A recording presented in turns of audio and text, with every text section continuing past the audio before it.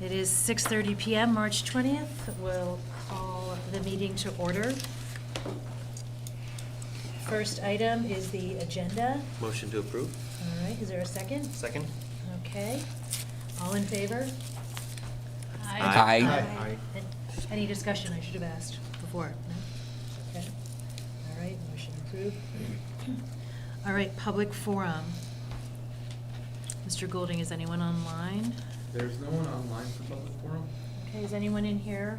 If you're here for public forum, can you please sign the sign-in sheet there? Should I just sit down at the same time, or? You can sit down at the same time. We'll Okay. make it efficient for you. And you drop some notes behind you, too. Okay, thank you. I'll get them on the rebound.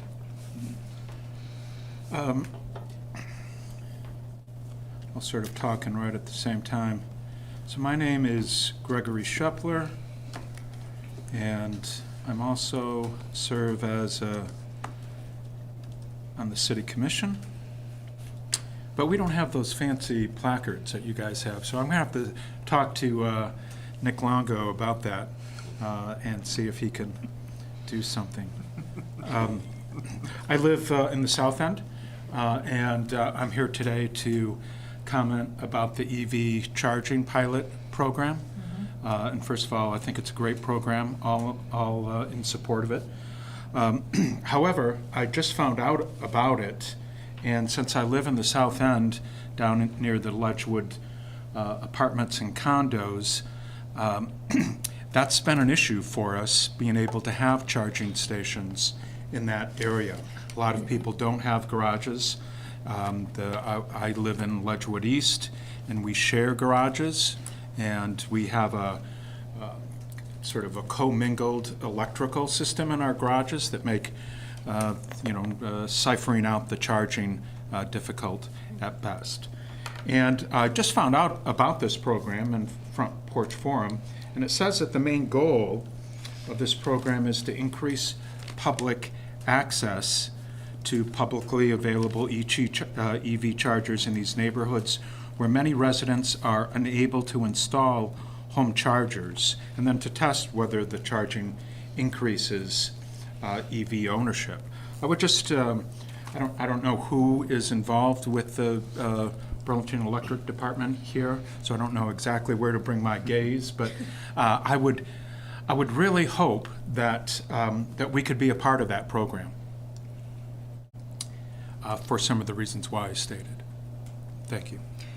Do you mean your neighborhood in particular? Yes. And again, that's the Ledgewood East Condo Association. I'm actually presenting something to the board on Monday about this very topic because they're trying to make it work and having a difficult time doing so. Okay, thank you very much.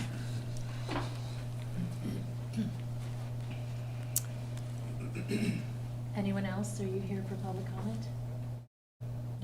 Okay. Anyone else online? No, no one online. All right.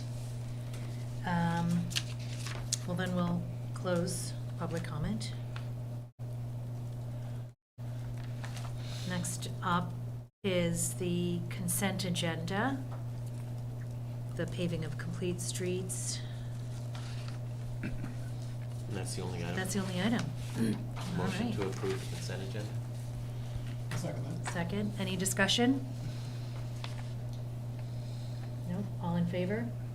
Aye. Aye. Okay, great, that passes.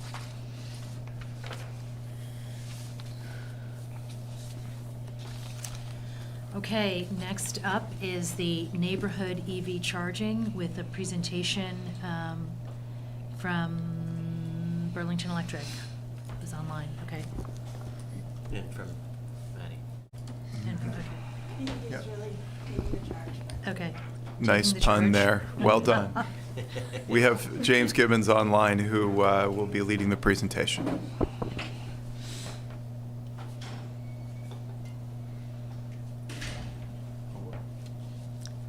We can't hear you. Hang on a second, it might be on our end.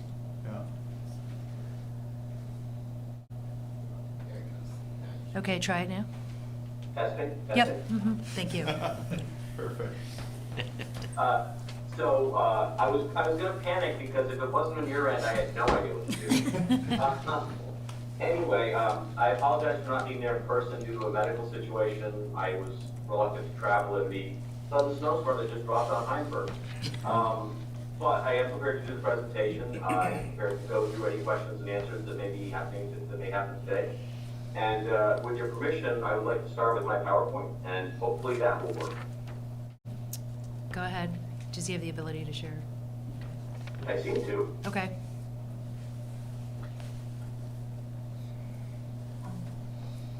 Now, hopefully that is now showing you my PowerPoint, and I will then switch it over to from slideshow from the beginning, if that works. That's great.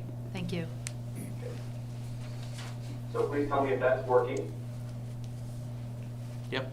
We still see kind of your whole screen without the presentation mode. Oh dear. Maybe I should just go through it that way. I don't want to delay. Go, that's fine. Yeah, just to not mess around with that if I can. Mm-hmm. So again, I just added my email address here. I forgot to include it last presentation, but if people want to contact me with questions about the program, that is the email address for it. I want to mention quickly, refresh for folks' memory about the selection criteria. This is a grant-based program, and the grant had specific criteria for neighborhoods based on income and equity guidelines. So we were constrained in our selection of areas by those grant requirements for this pilot program. It is, as I mentioned, a pilot program. We certainly hope it can be expanded, and we hope that the testing of these devices does prove that it's expandable as a program to a broader area. I'm going to remind folks quickly about the 5 areas that met the criteria under the grants. Yes. If you're advancing your slides, but we're still looking at the title slide. Here, let me try advancing it manually, because I was advancing it. Been kind of cursed by technology today. How'd that work? Okay, that's on Yeah. selection criteria. Yeah. All right, I'll Great. refresh quickly on that. Just say that that was what I was discussing. The grant criteria had specific income and eligibility criteria for the neighborhoods. So we were constrained in selecting based on some of those criteria in order to get the grant. It is a pilot program for 5 parking locations in Burlington, each with a single level 2 charger. And the program can be expanded as part of a deployment of charging in the city based on budgetary constraints if these devices prove successful. We do not have any of these devices currently employed in the city. Okay. These were the 5 areas, the 5 neighborhoods that were selected. We discussed these briefly last time. These were the A through E met the criteria under the grant and were included as areas that we would look to locate chargers under the grant submission request. Subsequent to that, we then tried to locate chargers in each of those areas or as close as we could to meet the grant criteria. As you'll recall, there was an issue with Rose Street, and so the charger now in Area A will be served by the new location that we will be discussing in just a second. And that is, the new location is at 3335 Intervale Avenue, okay? That would be roughly, and again, I apologize, it's roughly in the southern part of the Area A. And I have been asked to give a quick overview of the outreach that we endeavored subsequent to the last meeting. So we created an email inbox, which was established to handle any incoming comments we had directly so that we could keep track of them, sort them, and respond to them. The outreach was revised from the February outreach to the new outreach in March based on comments we received at the last DPW Commission meeting, both from commissioners and from Andrea Todd. On March 11th, we put up posts to Front Porch Forum, Facebook, and Instagram, and all of those had links to the comment form that would generate the email comments. We have had 6 Facebook likes so far as of tonight, and we had 1 question as to who will pay for the usage, and that was responded to by BED staff. We had 6 Instagram likes, and no specific comments were received.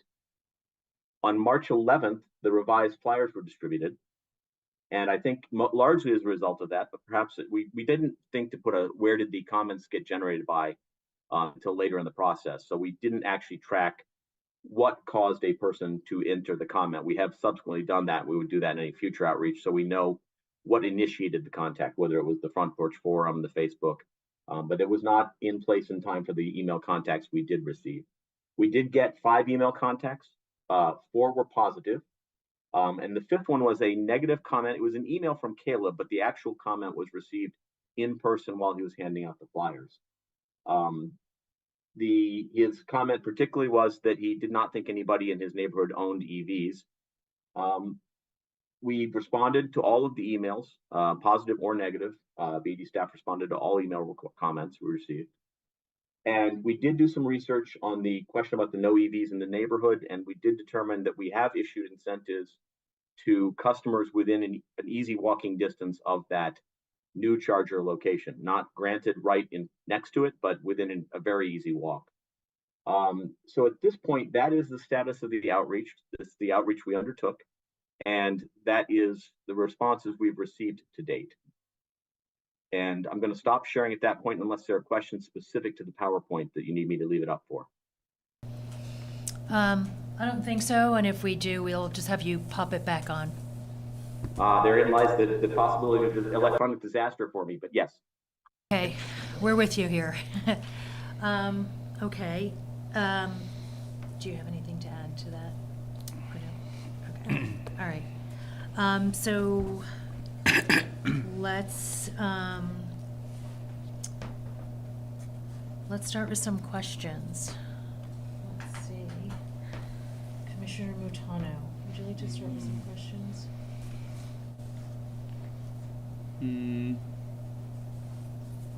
Not particularly, no. Okay. I support the new location. I guess I actually do have one question. Were there any specific comments in support of the Intervale location? Like anyone in particular that might use it once in a while or anything of that sort? Not that I recall seeing as specific as that, and I would also be fair to note that I've got it on my PowerPoint, was that one of the 4 positive comments was not from a resident of that neighborhood. So there were 3 positive comments. No one specifically said they would be using it. They supported the availability of charging there. And one of the people of the 4 was from the hillside area. So, you know, again, I want to be very clear that I would call that a support of the concept, but not necessarily the location. Nevertheless, we responded to everybody who sent comments in. Okay. All right, fantastic. I support the changes that we're set to make today and commend you for your work on this program. Thank you so very much. Thank you. Commissioner Sears? Yeah, it sounds like you did your due diligence. And I don't know if you heard the beginning of our meeting, but we have someone here today who actually came to the public comment. So maybe you guys can connect later. I'm not allowed to respond to their comments, but I was able to very quickly get my email address in the title page of my PowerPoint, which was done subsequent to his comment. I'm quick. From last month. Anything else? No. Commissioner Hogan? Nothing there, thank you. All right. Commissioner Fox? Thanks for the presentation, and yeah, I agree. It seems like, you know, the outreach was better coordinated this time. I really appreciated seeing the poll with the actual unit on the Instagram post. I think, at least for me, like the description that we got in February, I couldn't imagine what we're talking about. So I think that that sort of, you know, visual presentation is really important with outreach, right? So that was helpful. Appreciate that. I guess I'm like, I don't know if this is something that you can answer, but how does do the outreach metrics sort of like compare to other public outreach projects you've done like this? You know, like, are we really reaching the people we need to be reaching? You know, like, just, I don't know, trying to get a sense of that. I can't really answer that. I'm not an outreach person by nature. I'm a power supply person, oddly enough. I'm a double stand-in at this point. I'm standing in for the person who was standing in. And parking places are nowhere, as I mentioned last time, in our area of expertise. So I would defer to maybe to your staff as to whether or not in a change in a parking location, this is, you know, a typical level of response, an atypical level of response. I honestly have no idea.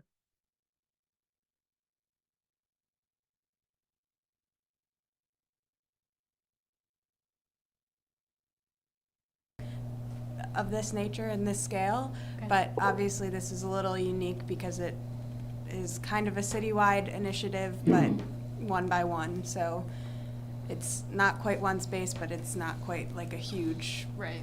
parking change. So Okay. Yeah, fair enough. I was just, trying to I don't know. get a bigger picture, I guess. I guess I would, say just for what it's worth. I mean, as an electric utility, we almost never get 100% positive feedback on almost anything we do. That's just kind of the nature of the thing. So again, I feel like this was good response. I don't know if it was a good response level. So I think that's all I had for now. Okay, great. Commissioner Barr. Thanks. I agree with Commissioner Fox's comments on having the visual as well as the information that really drives it home for people. And I'll make one comment to the comment that was made about, well, there aren't any EVs here, so why do we need to have an EV charging station? And that's the same thing. Well, why do you need bike racks? I never see bikes here. Why do we need a bike lane here? If you make it, hopefully more people, that'll be one of those many things that you give them so that it helps them buy an EV or ride a bike or park, yeah, those kind of things. I should have mentioned that. I forgot, but that was included in the response to that customer was, that certainly, there's a chicken and the egg scenario, which is, if you're going to buy an EV, or if you're thinking about buying an EV, but there's no charging anywhere near your home, will you buy an EV? And so we're certainly trying to make it available even in advance of there being vehicles. But we did think it was worth spot checking to see if there were vehicles who could take advantage of it even now. Yeah, that's important. Thank you. That's all I have. Thank you. All right, Vice Chair Damiani. Thank you. I might have a few more questions than others as I missed the last meeting. One of the things that, in listening to the meeting from last month, there was a comment about sort of the methodology behind the location. I understand from your presentation that it was sort of developed through the grant program, but I saw in the city's net zero energy plan, it references one of the action items there about creating like a shared parking district for EV charging infrastructure, and I'm curious if that's something that either BED and DPW have started working on, if that's something that's in the pipeline. I see that as something that's critical to having a more consolidated approach to EV infrastructure across the city. I would have to check on that. That is not in my direct area of responsibility. My team handles R&D, and this is falling into a bit of a research and development category.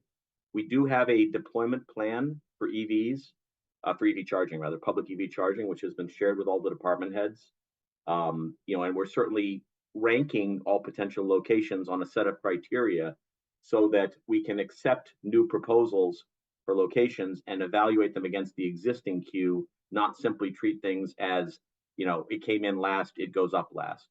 But as far as the specific parking district, I'm not sure how to answer that. I've taken a note and I will see if I can find out. One of the other questions I had, and this is, I think, for DPW staff, this is there are a relatively small number of public EV charging in city-owned spaces, and I'm curious as to does parking enforcement go out, and if there is a non-EV vehicle in that spot, issue a citation? And if so, what is that process sort of as more public EV infrastructure is built in the city? That obviously takes more time and has to some more checking and stuff like that. So the ordinance is written that the spaces are specifically for EV Right. Cars. Mhm. So parking enforcement can ticket and enforce that as needed. I don't know if there are many instances of that because there are so few spaces, but as we keep adding spaces, we can check in on that. Yeah, I just want to that it's going to add more time to sort of their workload and just figuring out what, to decipher if it's an EV or not, all that. It's a good point. We'll get you more information. We are looking at trying to improve the efficiency of our parking service agents through license plate recognition software, as we discussed last month, which I don't think you were at, Commissioner Damiani, but we are looking. We want to do the enforcement work around the EV spaces. We don't have the EV spaces for just general parking. So I will confirm that we have indeed enforced that ordinance. and we'll keep you posted on whether this is a significant problem or not. Thank you. And one other question I had was sort of around the evaluation metrics that were mentioned in the memo. When somebody signs up to use one of the EV charging infrastructure, sort of what level of detail can you ascertain from somebody who uses that particular charging station? In particular, I'm thinking whether they are a resident of either the city, the state where they live. The grant program is focused on people who live in Burlington, and just recognizing most of the spaces are in predominantly neighborhoods by residents, but like the Maple Street location, I could see a lot of tourists using that, or folks from outside of the city, and so just wanted to know if that's data you'd be able to gather as part of the evaluation. Again, I apologize, I'll have to check and get back to you a bit on that. I will answer it partially by saying that our existing public charging infrastructure, which is by charge point, for a very, very long time included a zip code field when the person paid to charge, and we were able to use that data to evaluate things like are the downtown chargers being used more by non-residents. I don't know for sure if this particular charging network, which is the AMP Up network, tracks zip codes. If it does, we would be able to monitor that. If it does not, we would typically only know charge duration, amount of energy drawn, things like that. But I can find out if that zip code metric during payment is reported. Thank you. And then my last question. That's where it would occur, is in that metric. And then my last question is still around the evaluation. I think it also mentioned that it's a 5-year grant, and so you have to sort of report 5 years out from now. And it also mentioned that these charging stations could be repossessioned. I'd be interested to have, particularly, and I don't know what the before and after metrics are, but I'd be really interested in having BED come back within a year or two and report at that point in time, report back to the commission, particularly around the parking. I think some of the comments that folks have made around some of the charging infrastructures, that a lot of these spaces are used by folks who use it for long-term parking. And if somebody's using this charging station, I don't know, for longer, something that just makes it harder for somebody to just access the parking that they were using, it'd be really helpful to see some of these metrics, the ones that are, I think, relevant to this commission, not necessarily stuff related to BED, so that we can make any recommendations or potentially move one if it is causing impacts, and I'd like to see that before the 5-year timeline. I have no reluctance to offer that at all. I mean, that's a perfectly reasonable request. I don't think any of the metrics we're describing would be confidential. We have a privacy policy regarding customers' usage, but if it's about demographics and what percentage were Burlington residents, what were not, that wouldn't meet that test at any level. So I'd be happy to do that. Obviously, if we were to relocate one, we would need to present to you a different location and also the rationale for why we're relocating it. The primary reason would, of course, be no utilization or little utilization, and looking for a place where it might be better utilized. But again, no reluctance to offer that report to you. I'm all set. Okay, great.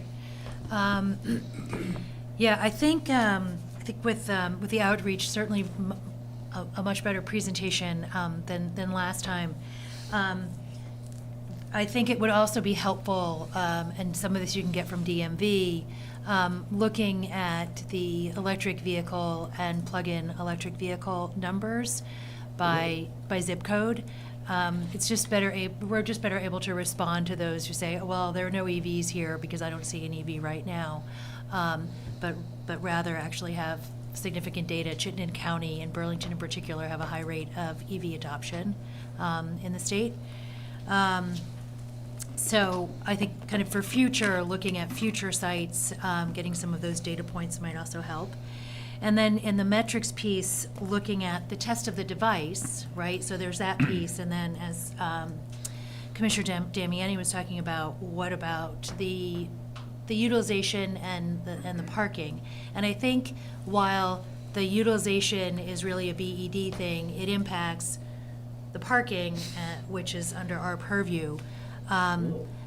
So when you talked about identifying, sites that have little utilization, what are you looking for over the course of what time period that would indicate well, this is not utilized? Is it relative to others, other sites? Is it, well, we're waiting for awareness that this is a public EV charging?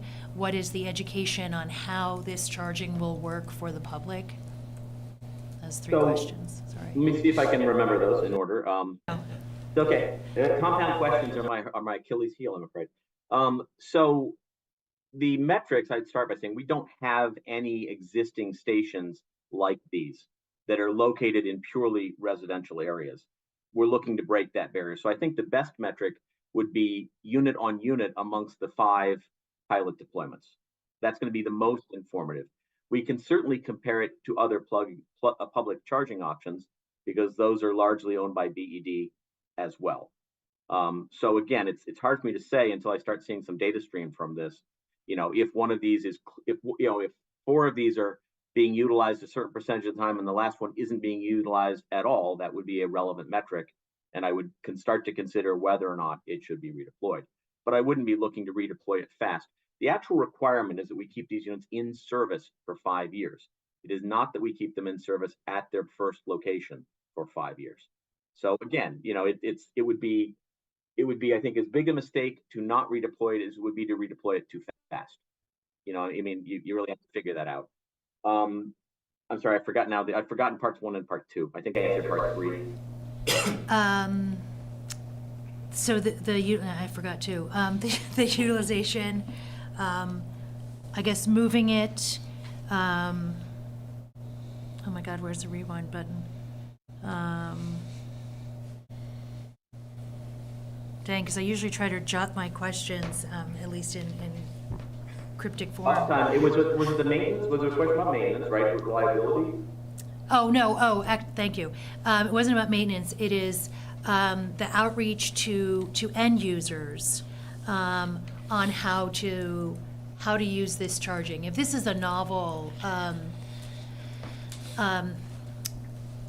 device or way of charging, you can't just plunk it up in the pole and think people are going to be able to figure it out. So what are those strategies for the outreach, and who are you going to outreach to? So they'll be visible through charging network apps as public chargers. They are public chargers. But we would certainly typically do outreach sometime starting before they get installed, and they have to be installed by the end of June under the grant timeline. So sometime between approval, because we've got to actually know that they're going to be put there, and deployment, we would do outreach as to how to use it. We have actually tested them, as I mentioned, at our own location, and so we let our communications person be a guinea pig for making sure you can get them to drop down and stuff like that, and they seem to work pretty smoothly. But yes, we know we would have to do the outreach, and we would use all of our normal communication channels. Again, Facebook, Front Porch Forum, Instagram, our webpage, with an instruction as to how to access them.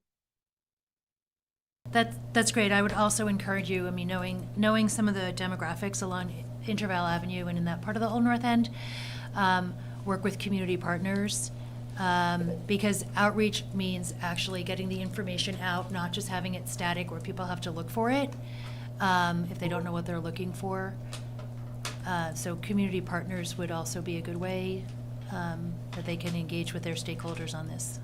Yeah, we would engage our sustainability team, who actually are the ones that go to those community partners with that information as well. So again, I'm not an outreach person by nature, but we do have that capability and we would use it. With your permission, may I also offer one last thing I forgot to put on my PowerPoint in follow-up to last meeting. We have also, since January, been working very closely with the fire department on improving safety regarding EVs and EV charging, and working with them on identifying equipment and training needs. That was a comment raised at last meeting. And actually, before last meeting, I had met with the fire department, and we're working with them through BED funding sources to help them on those problems. Great, thank you. That's all for the commission. Any public in here who would like to comment first before we go to the phone? Sure. Anything else you want to- Quick questions. Sure. Yeah, thanks for this program. I had a couple of just quick questions. You said that this was a that this was a grant. Is it a federal grant, perhaps by the Inflation Reduction Act, or just curious where the money is coming from? Does the chair wish me to answer that? Yes. Okay. It is a state grant. Okay, thank you, state grant. Yeah, And then, it's a 90% contribution for these 5 charging stations. okay. And apparently you mentioned that the criteria was income and equity sensitive. Can you share any information about both those factors? I'm just curious because some of those areas, are fairly middle class, and I'm just wondering why some areas down near our area in the south end did not qualify. If you email me, I can share that grant criteria with you. I don't have it handy. Okay. Do you have an email address for the presentation? I did write that down. Thank you, James. And then last question, you mentioned that there's a possibility that these could be redeployed after a period of time.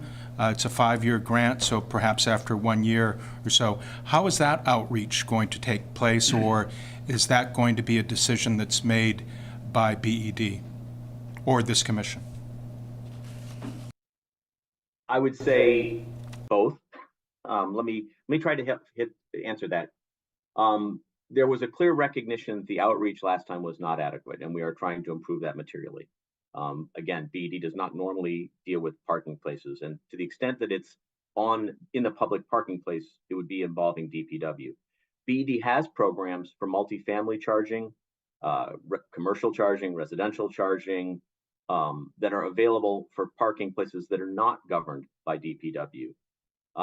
As far as the deployment after these 5, I don't think we need to wait 5 years. I think we need to wait till we're comfortable that these devices will work reliably, at least consistent with the reliability we see from our other commercial charging options. And then we can consider, as part of our deployment plan for EV charging, starting to access some of those. And subsequent to the last meeting at DPW, I've met with the internal EV working group at BED and told them we need to change our outreach or increase our outreach to make sure that we're identifying all spaces where there's a desire for these. So again, that's going to be a work in process, but I have raised all of the issues that came up at last commission internally at BED as relates to public charging in general. Thank you. Thank you. Thank you. Anyone else? No one online? All right. Thank you very much, Mr. Gibbons. You're very welcome. Okay. Now we have Action. an action. We do. Motion to accept staff's recommendation. Is there a second? Second. Okay. All in favor of? I have one oh. point of discussion. Okay. Could we add either a friendly amendment to the motion that we ask that, somewhere in the motion that we ask a report back in a year or 2 years, maybe a year, I think would be good. A year. A year. I'd just like to add Okay. that to make sure Yeah, that's. I'm okay with that. Is it okay, the second? Yep, okay. So, a motion to approve the recommendation with the friendly amendment to have a report back in about a year after installation. Does that sound fair? Okay. All in favor? Say aye. Aye. Aye. Any opposed? No? All right, aye for myself. That passes unanimously. I would like to thank you all very much, both the commission, the staff, and the public, for this too. I do very much appreciate it, and I'm sure I will be pleased to report this. So, thank you. Great, thank you.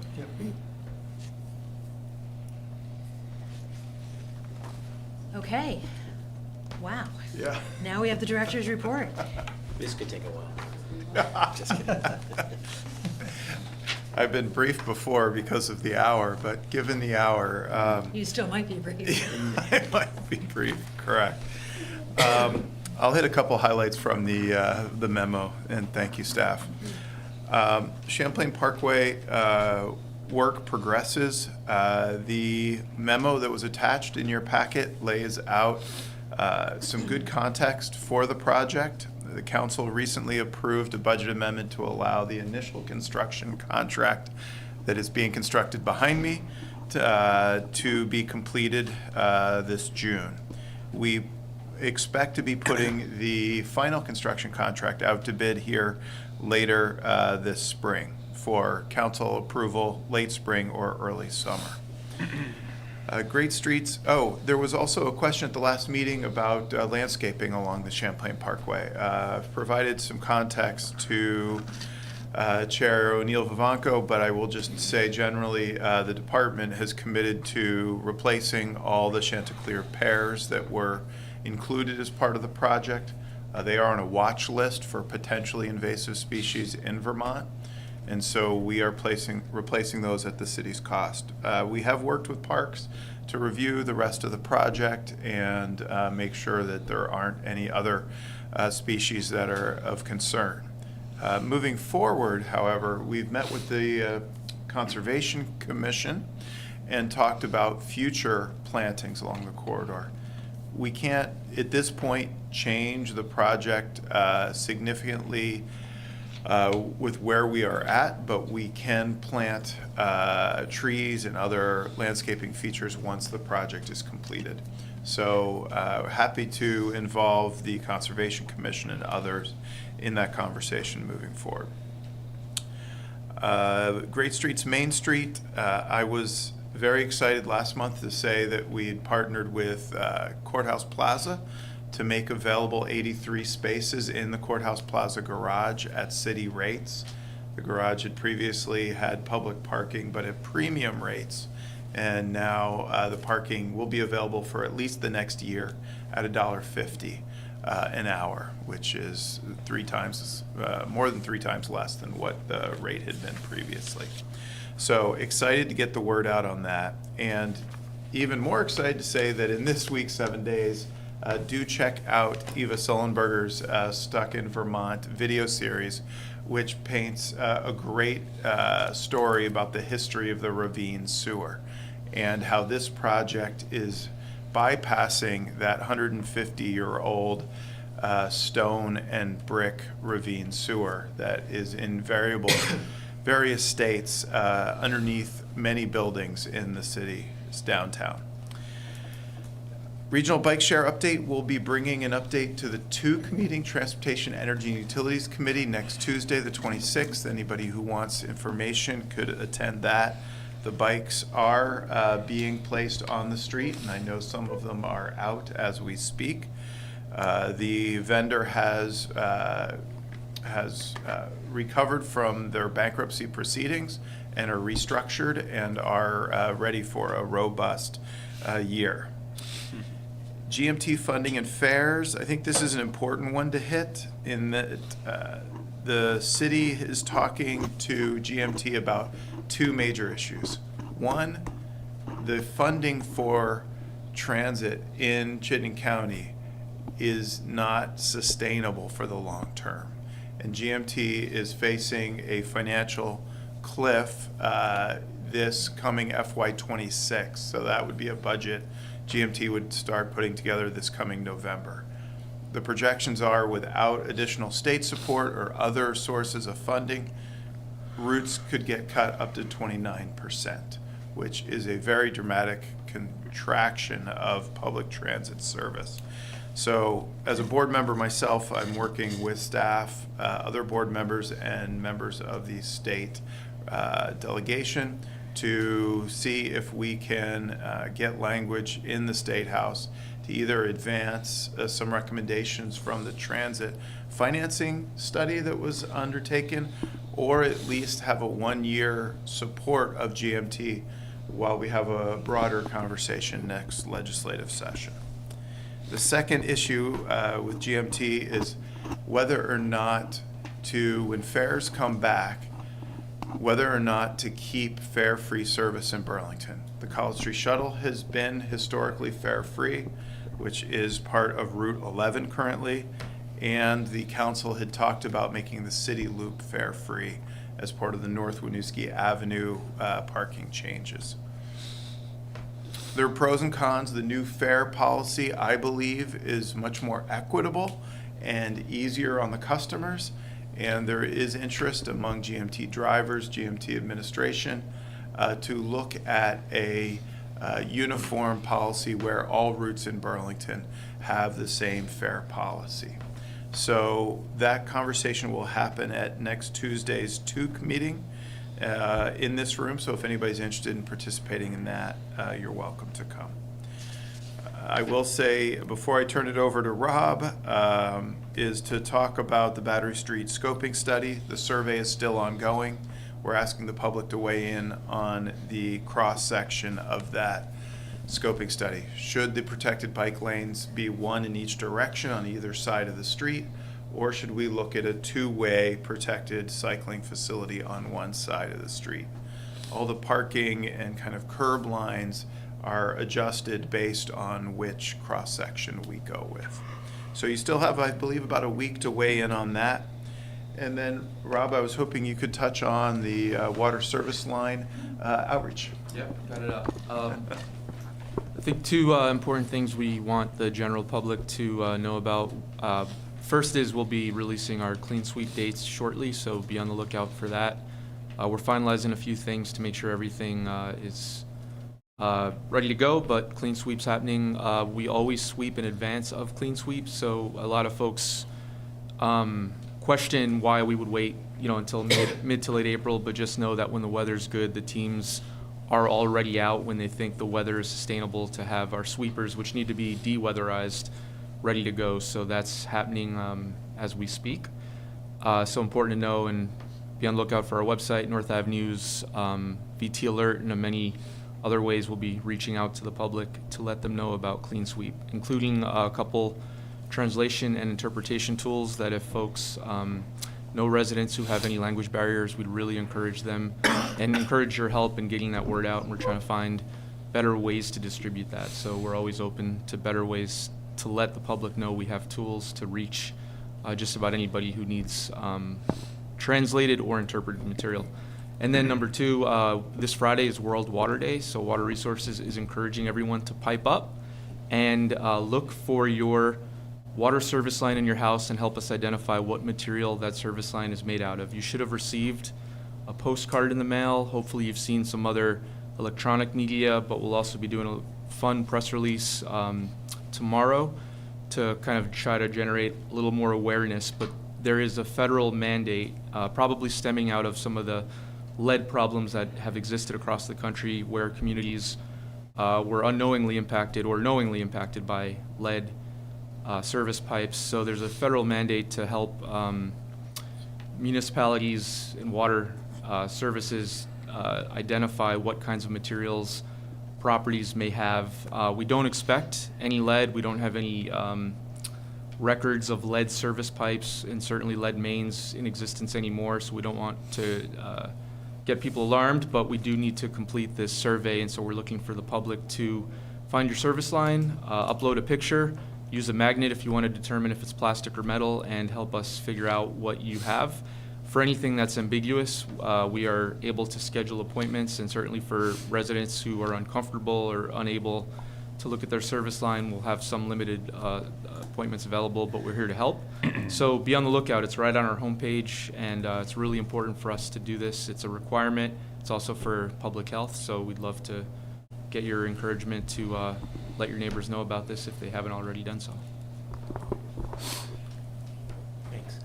Appreciated the commission's interest in this last time, and know that a number of commissioners have already done their duty. I am here to go on That's like record. 100% compliance, team. Yes, I'm here to go on record to say that my wife and I have not yet completed our job. I'll come over and with my magnet. I am now stating publicly that I need to get it done to hold myself accountable. But this is important for all of us to do, so thank you for the time. That's it? Yep. All right. Commissioner communications. Let's see. Chris, you want to start? Vice Chair Damiani? I have nothing for tonight. Okay. All right. Commissioner Barr. Sure. I know that ramping up, changing over from snow removal to street construction, I've already seen people out there putting cold pack down. I appreciate that. My vehicle appreciates that. I will ask too, at the head of Church Street, you know the spot I'm talking about, we have the paint there, which looks like a bump out, but it just wears down. I'm curious if we're ever actually gonna put something there, like pots or some plant pots or something like that. If that could be on the list for this summer, that would be great. Excuse me, Church and? Not Church, Chase. Chase Street. Chase, and Colchester. okay, Chase and Colchester. Because Yeah. the cars typically go 40 miles or more. I see an if I hour. can tilt Yeah. on 2 wheels. Yeah. Just kidding. Yeah, Yeah. I think some of them do that. And I get ridiculed by my own wife partner that, what are you doing? And I said, I'm following the paint. And she thinks that somebody's gonna hit me from behind, but it would be great if we could get that on the Okay. list. I'd appreciate it. I will give you an update on our plans there. I know that there are long-term plans to harden that curb if the paint demonstration is successful. I'll get you an update. And I'd be willing to participate in a temporary thing where we put hay bales there or something. If Okay. I've got a vest and a helmet, I can get out there anytime I want to. Thanks. We have the best commission. We do. I've got spray paint ready. Just don't tell Norm. Commissioner Fox. Okay, I'm gonna start with just some quick comments. I think, to Rob's point about the translation services that are available, I think it's worth flagging the outreach that your team did on Battery Street, right? There are YouTube videos that are promoting that project that are in 8 different languages, which is great. It's super important. I think, I've heard a lot of people who are non-native English speakers might not read or write in their native language, so that sort of outreach is really important. And, how can we replicate efforts like that in other outreach? I know it's so much work, it's a lot of money too, and just, flagging that you did that with Battery Street, and that's Yeah. super, anyway. So Thank that's you one for thing. mentioning that. I was supposed to mention that during my comments and I forgot. Thank you. Got you. Okay, so just wanted to flag that, and also say thank you for flagging the GMT funding stuff, because it's really important, and I think it's top of mind for all of us. So, yeah, I won't go further than that, but thank you for flagging that and just, pressing that importance to the public while we're here. And then just, I guess, a couple of quick questions. So on the Main Street, the Courthouse Plaza, are we gonna track utilization of that while we have it? I know the enforcement team they do counts while they're out, right? So they're gonna track usage of that garage? Yes. Okay, We'll have the usage through the Park mobile app and through the Calais pay stations. Okay. In addition to our parking service agents going around, but generally we're going to use the tools to automatically collect the data. okay. Cool. And then last thing that your report out made me think of was, do we know where we are in terms of compliance for the lead pipe survey? Like because there's a deadline for that, right? So where are we and how close are we to meeting the mark? We've got a long way to go. My understanding is we've got 600 or so service lines identified, and we have approximately 10,000 customers. Okay. That's a lot. We've got a long way to go. Okay. Sweet. That was it. Thank you. Rob, any updates on those numbers? Is that? No, that's no updates. since, That was, uh, that was in the flyer, 601. that was in the flyer in last month's, bill. It had the number, it was around 600 something, Yeah. and the total. Yeah. You know, one of the things we know, We need to get out there with our Yeah. pom-poms. I think one of the things we know generally from all of us receiving surveys, but also, one of the things we learned on the ground with recycling is people need to be contacted many ways and many times, and to see, stakeholders, residents, word of mouth, like that's always really helpful. So again, just encouraging, talk to your neighbors if that they're wondering what this is. It's legitimate and it's really helpful. So. Can I ask a quick question? I wonder if some of the property owners especially those that aren't from the area, might think that by finding something out like that, it's gonna cost them money to replace and repair. And if there could be some sort of information to them that this is right. for the safety of your tenants. Yeah, and absolutely, if in any unknown way we did find lead, which again, not expected, not really a realistic scenario, anything could happen. That's covered 100% immediately, and then any galvanized requiring replacement is going to be covered through a state process. So one of the things we are highlighting in our press release is that that's not going to be a financial concern for folks, and it's on our website. But again, that is a leading message. We're still working through, I think, some of the technical details with how the state funds that over time, because we can identify galvanized services, and then I think we have to take another step to determine if those galvanized require replacement depending on their age and condition.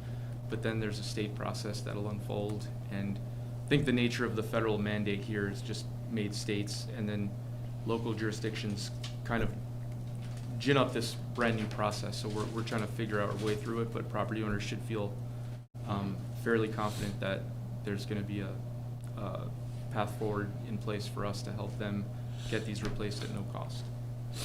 Okay, thanks. Okay, thank you. Commissioner Mutano. All right, I got 2 comments / questions. One's like in the near term, and the other a little further in the future. So about the Main Street Great Streets project, what is the status of the intersections that are currently closed and being worked on? And are there any plans for future closures that we could maybe pass that message along to people who live and work and travel through that area? I think Main and Pine right now, which is currently closed for sewer main upgrades, is looking, we're still on track. Well, right now we're on track for our new anticipated date of April 5th. Regardless, that's butting up clearly against the eclipse, but we expect, and we just confirmed the other day that there won't be any work that day, and we expect everything returned to hardscape. So depending on the phase of the work we're in, we should be wrapped up, and if we're not wrapped up, we've talked to the contractor and had confirmation that there will be hardscape surface for the traveling public. I don't know what the next phase of closure schedule is going to be at this time, unless you have updates. I think the important piece is that take a look at the website at greatstreetsbtv.com, and I do know that it's likely that the next intersection will be at Main and St. Paul, but more information on that will be forthcoming once the contractor gets closer to buttoning up Main and Pine. You know, we should add, it's not a Great Streets project, but a block and a half north, we'll have a sewer open dig project on Pine Street between Bank and College. And so that's clearly kind of in the middle of a bunch of different projects, so folks might be curious about that and be aware. We expect to maintain one-way travel on that street for most of the project.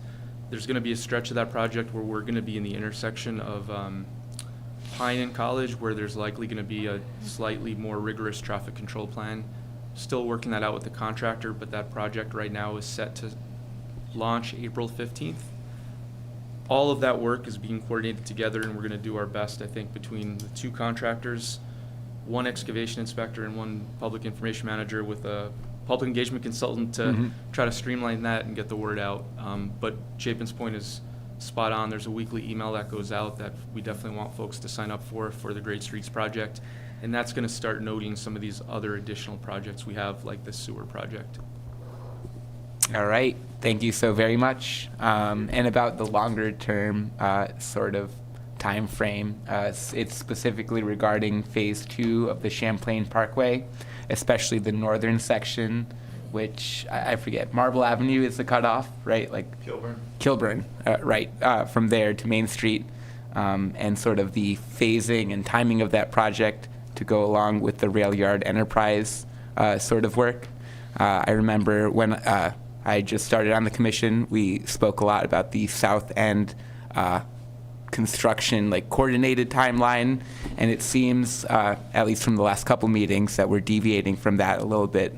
It seems like the work running through the King Maple neighborhood is going to start earlier, right, for the Pine Street Champlain Parkway segment, before even like the real scoping sort of, bidding, like the really early work is going to begin for the rail yard enterprise. So sort of like, what's the timeline looking as of now, and how closely coordinated are those two projects going to be through that really built up section of the city? Great. You are very up to date. We have updated the South End Construction Coordination Plan. We originally put it together in 2021, and the on-the-ground reality is that the Champlain Parkway project is moving faster than expected. The Rail Yard Enterprise project is moving well. We did just get our federal NEPA permit, National Environmental Policy Act permit, which is a watershed permit for federally funded projects. And that project is going to start preliminary design very soon. But it is expected not to go to construction for probably 3 years. So the Parkway's final construction contract is projected to wrap up, if all goes smoothly, sometime end of 2026. And then the REP, Rail Yard Enterprise Project, is projected to start construction in 27. So there was great hope and work to try to keep both projects moving generally in tandem. The end result, after those years of effort, is that the two projects have shifted. And we are also now adding in new projects that we didn't even know about, including Great Streets Bank and Cherry that received 2 large federal grants, and some of the rezoning work, like the development down here, that the Parkway and other projects will help facilitate. We are trying to keep everything moving. By last count, and I'm a little daunted by this, we have $500 million of capital projects either underway or in the pipeline right now with a very small staff. And that is, I think, going to be a challenge for this upcoming administration to discuss how we're going to try to swallow that and survive that ride. What could I say? It's a really complex system. I guess I just looked on Google Maps. Champlain Parkway is showing on there already between Lakeside and Flynn Avenue, which is pretty exciting. And for that 2026, late 2026 timeframe, that would be a single route running all the way from 189, right, and all the way along Pine Street. So that opening would be late 2026 based on the current projection? Correct. All right. Fantastic. Thank you so very much, everyone. Yeah. Thank you. Commissioner Sears. Sure. I thought I'd take it way back, and I think years ago, this commission, folks from my neighborhood brought the intersection of 127 and Park Street before this commission, and I was just curious, has that intersection is it considered done and functioning? Has it received the upgrades that it's going to receive, or is that still a work in progress? So that's Manhattan and 127. Right. Yes. Happy to, as best I recall, and I participated in some of the early walks with the neighborhood, that there was interest in both the Manhattan and Park intersection as well as the North Champlain and Manhattan intersection for kids getting to and from school. Some changes have occurred. We've installed pedestrian signalization at North Champlain. We added some sidewalk in there. My recollection is that there's been some signal phasing changes. I believe we extended the yellow cycle a second to create more delay for cars to clear the intersection before the pedestrian is given the walk signal. That said, I'm aware that there still are greater interests to continue to do additional interventions. We have put the radar speed feedback sign coming in on the belt line as well, now that I remember that. But if there are still outstanding concerns, I'd love to know what the specific behavioral problems that people are noticing are. I can tell and then I we can work tell you on now. it. It's people running the red. So I think what people were hoping for was some sort of physical traffic calming in the intersection. Yeah, at To the slow, Park Street. yeah, to slow the Okay. vehicles down coming off of 127, going into, I mean, what's functionally residential neighborhood. Right. And I think if I can add, I do remember, this was probably during our regime change there, when I took over for Jesse.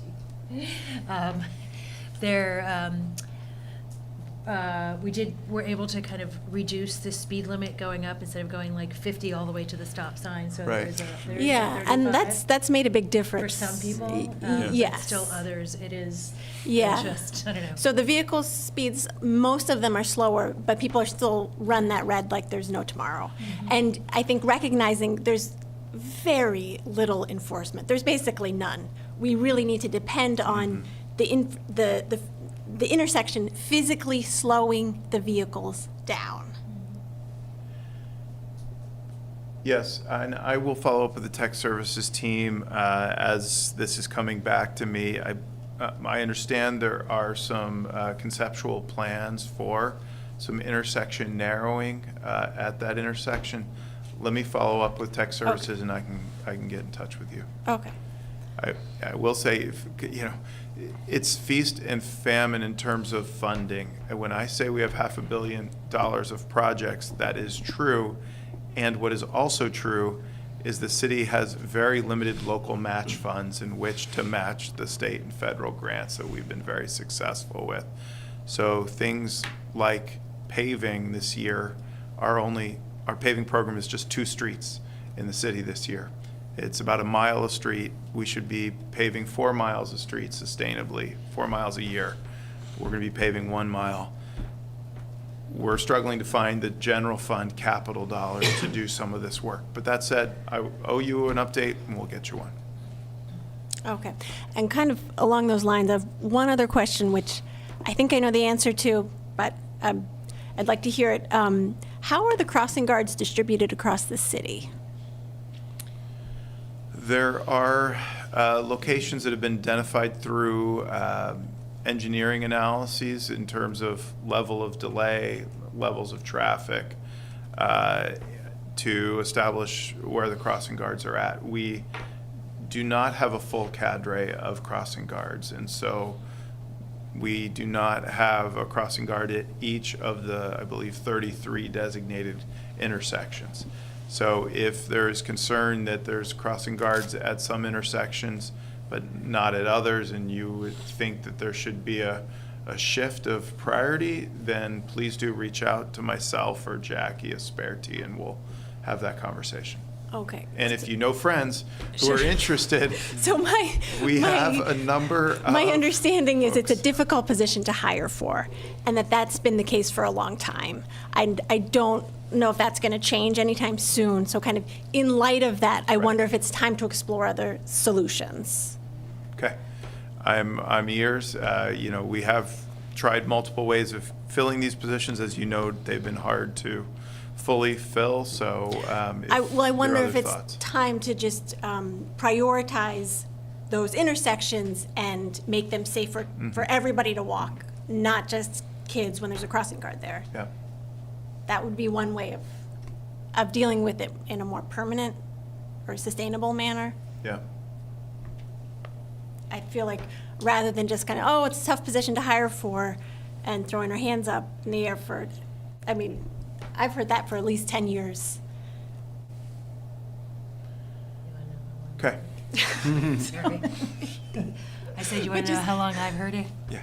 But I wonder if it's time to look at a more permanent way Right. of dealing with that. I know that there was a study that was done a few years ago that was looking at how kids travel to school, and Yeah. so I imagine you have a lot of the information that you would need. Right. Yes, I certainly can get the team to update us all on where the Safer to School plan implementation sits, and Yes. Thank you. Yep. Commissioner Hogan? Oh. Thank you. Do you have a sense, sort of related on the intersection up there coming off of 127? I don't suppose that's one of the newly, one of the intersections that's gotten newly improved signal technology, is it? I don't believe, we don't have the MyoVision cameras on there. I don't know if we've upgraded the controllers. Okay. My controller is not accessing that information right now. Noted. Do you have a sense of how many intersections we're up to with the MyoVision? I want to say 11 or so out of 75 intersections in the city. Okay.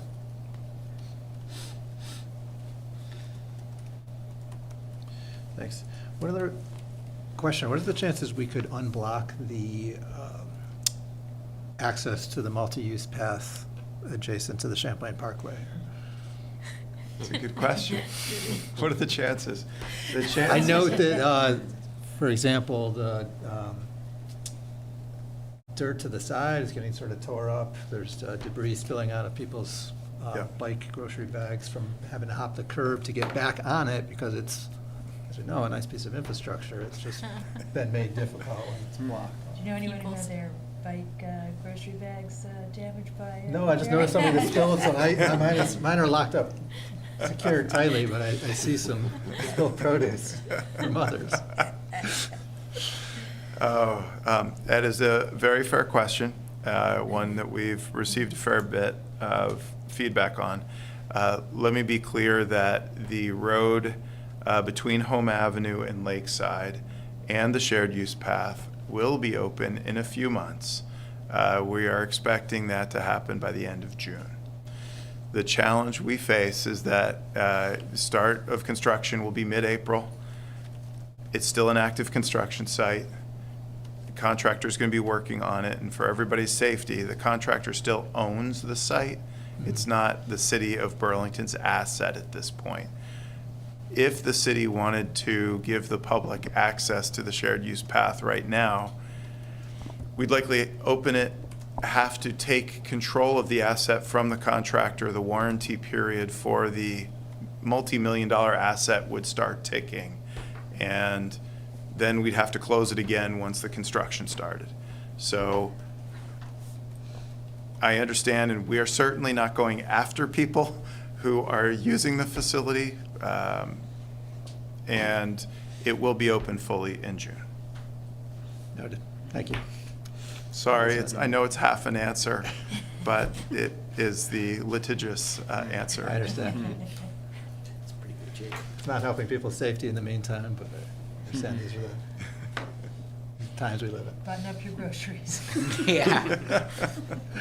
My kid is really good at jumping the curb. I'm less so Oh, on my yeah, bike. yeah, they're like all over the place, and you're like. Nothing further, thank you. Okay, thanks. So, I would say real quick, but on the Main Street project, because I've signed up for the updates, I feel like the communication is great, but I don't know if everyone has. Have you gotten feedback from user? Have you gotten feedback? I'm sure you have. Is there positive feedback, either on the speed, the complexity, the ease, any positive feedback?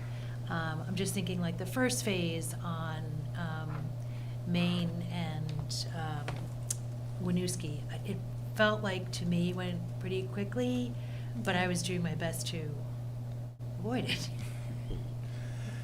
Sure, I can start, and Rob, if you want to add anything. I will say, this is the start of a multi-year project, and we have heard significant concern from businesses that this is going to impact access to their businesses. When you're digging 25 feet down, there's a lot that you will find and issues you need to manage. On the positive side of things, we have collected a lot of historical artifacts from the big dig that are in my office for anybody who wants to see. Maybe cat skeletons? Mostly glass bottles from the 1800s, many from pharmacies in Burlington that are stamped and really quite fascinating. So happy to share that with the commission after the meeting. People are appreciating the frequent updates. Let me be honest that the deep work in the middle of intersections is challenging for circulation, and we are doing our best to get the word out with the free reduced price parking, with business promotion that Rob and the consultant are working on with business and workforce development. So yes, and there are still concerns, and there are going to be concerns while we're doing this deep work that is in the middle of intersections. We hope once we get out of the ravine sewer work, which should be by this summer, that we'll be able to be a lot more nimble, and we'll be able to do some work while allowing traffic through, as opposed to these full intersection closures. Anything to add? No, I would echo that, and in terms of the first phase of the project, we got good feedback from the stakeholders we were directly engaging on, the business stakeholders that we were directly engaging. But to echo Chapin's points, some of the businesses were still greatly concerned. The timeline had changed a bit, so there was some feedback about the timeline of when the contractor needed to close the road. Similarly, I think we're getting good feedback on the level of communication from the general public and the businesses that we're now kind of in front of right now. Same gamut of excited about the long term, very worried about the short term, but that's kind of where we're at, and certainly the team would take any feedback if there's anything that's needed or missing that we can add. We're trying to improve a couple different things. The website is going to be revamped. We're still living on an old page that was set up predating a lot of us. So we're working with a consultant to revamp that to be way more user-friendly. We've got a new parking map that evolved. It's kind of version 2.0 that evolved from the last one. And we're using VT Alert sporadically so as to not create VT Alert fatigue, but we're using it for any major shift in transportation challenges and detours. And otherwise, we're very open to trying to figure out what the public needs from us that maybe they're not getting, or continuing to do what they are getting that they're appreciative of. So. Well, so far, my newly permitted driver navigated us down. We have how much gray hair? Navigated us down through the construction from Maple to Ski Rack, and part of this was the learning lesson on a Sunday of these signs you have to pay attention to. So kudos, because we all survived, but also that I know. Low bar. The low bar, yeah, right, exactly. The car's in one piece, but that we could still get to businesses. So that the point is that we had like a new driver navigating this. So I felt like the signs were clear. We knew it was coming up in advance, and I'm getting the information. I think the ultimate was the VTrans DPW communications that were coming out of the Rotary, which were. I think they were on Front Porch Forum too, but. Great. And then a quick question about staffing. How are we looking? How's the streets crew looking for upcoming season? And I think last month you had mentioned we have 2 planning positions that were still open. It's nice to have good news. We have made a couple of hires across our organization. Streets crew is in pretty good shape. Recycling had been short for a while. We have 3 of 4 positions filled with an applicant coming in, so we may be fully staffed in recycling for the first time in probably several years. And we have filled one of the planner positions, the senior planner, with a promotion. I'm pleased to announce that Philip Peterson is our new senior planner, and that Madeline Swender, who was in earlier today, was promoted from associate public works engineer to public works engineer. So we are growing our team internally, which is great to see. And now we need to hire some of the entry-level positions. So there's progress afoot. Great. Thanks. That's Yep. good news. Yeah, I think that's it. Everyone covered everything else. So that, Motion to adjourn? is there a second? Second. All right, second from Commissioner Mutano. Any discussion? No? All in favor? Aye. Okay. Meeting closes at 7:46 PM.